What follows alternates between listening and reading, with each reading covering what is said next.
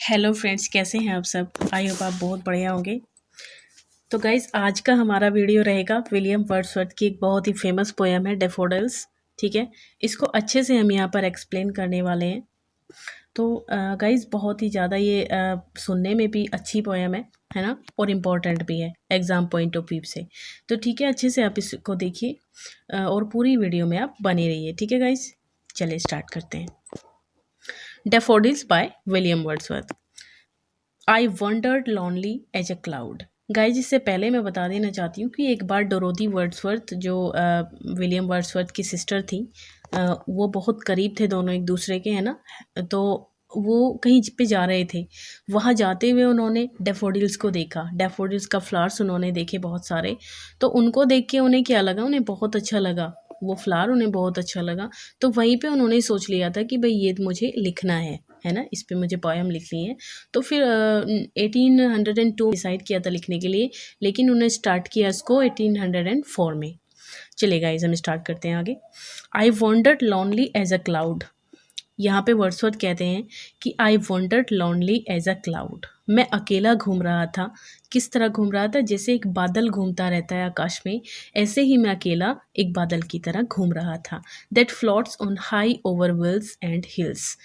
That floats high, बहुत ही ऊंचाई पर, ओवर वेल्स मतलब वैलीज घाटियाँ होती हैं, हिल्स पहाड़ियाँ होती हैं, तो उनके ऊपर मैं अकेला वहाँ पर घूम रहा था एक बादल की तरह। When all at once I saw a crowd.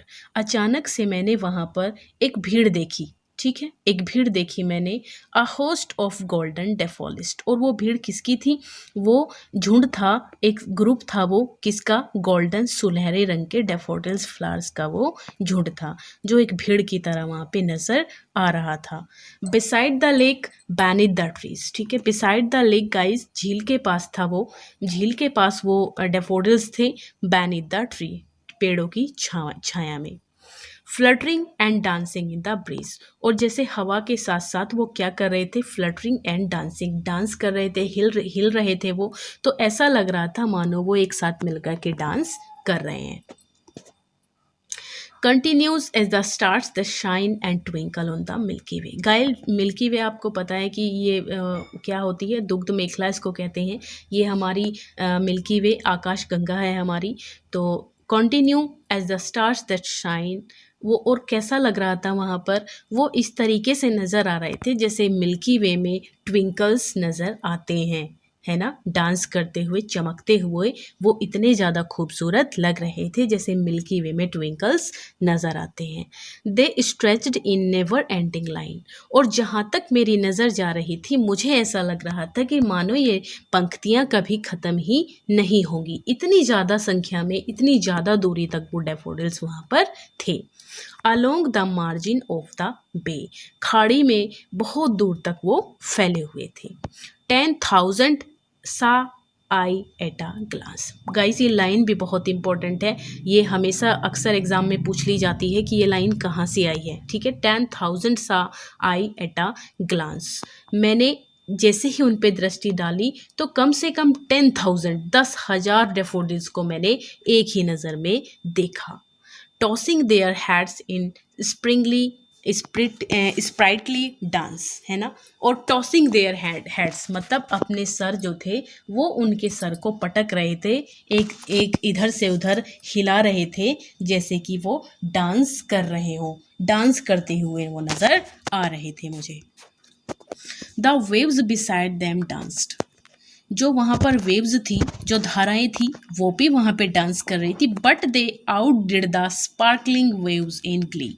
लेकिन जो स्पार्कलिंग वेव्स थी ना, वो चमकती हुई जो पंक्तियाँ थी डेफोडिल्स की, उन्होंने उसको आउट डिड कर दिया था। आउट डिड होता है गाइज कि किसी को आउट ऑफ फैशन कर देना, मतलब पछाड़ देना होता है।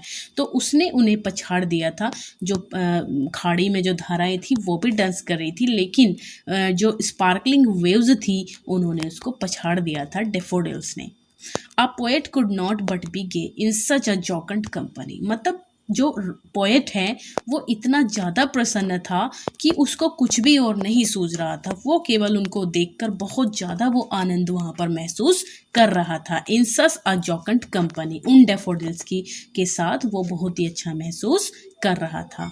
आई गेज्ड एंड गेज्ड, मैं घूरता गया एंड घूरता गया, बट लिटिल थॉट, लेकिन अचानक से जो है मेरे मन में विचार आया, what wealth she show to me had brought.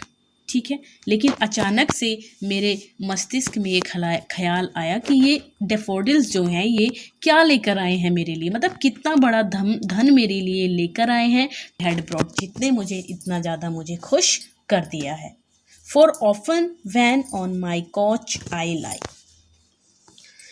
तो फॉर ऑफन मतलब प्राय, जब मैं वैन ऑन माई कोच, जब मैं बैठा रहता हूँ अपने कोच में या फिर अपने कमरे में हम कह सकते हैं, तो आई लाई इन वैकेंट और इन पेंसिव मूड, और मैं बहुत कभी उदास होता हूँ, जब मेरा मूड बहुत ख़राब होता है या मैं बहुत उदास हो जाता हूँ, तो दे फ्लैश अपॉन दैट इनवर्ड आई, तो वो दृश्य जो डैफोडिल्स का मैंने देखा वो मेरी दृष्टि के सामने अचानक से आ जाता है। Which is the bliss of solitude, और वो जो मेरा सारा दुख होता है, सारा कष्ट होता है, एकदम से कहीं पर गायब हो जाता है। और मतलब जो वो दृश्य होता है, इतना मनमोहक दृश्य, वो मेरे सामने आते ही मेरे सारे दुख दूर हो जाते हैं। And then my heart with pleasure fills, और मेरा जो मन है वो दोबारा से फिर से आनंद से भर जाता है। And dances with the daffodils, और डैफोडिल्स के साथ डांस करने लगता है। जैसे डैफोडिल्स डांस कर रहे थे तो वही विचारधारा मेरे मन में भी आने लगती है और मैं भी डैफोडिल्स की तरह ही डांस करने लगता हूँ, इतना ज़्यादा मन मेरा प्रसन्न वहाँ पर हो जाता है।